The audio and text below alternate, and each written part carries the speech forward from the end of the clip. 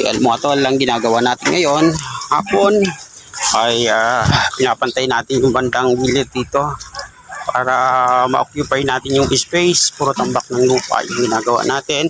Naayos-ayos natin. Lalagay natin dito yung mga tipis, 1, 2, 3. So yung doon sa dulo, kay Tere na rin yun. Sakop na yun ng kanyang sa kapatid ko, sunod sa akin na babae. So for the meantime, ating ginagawa ay pakain tayo ng ating mga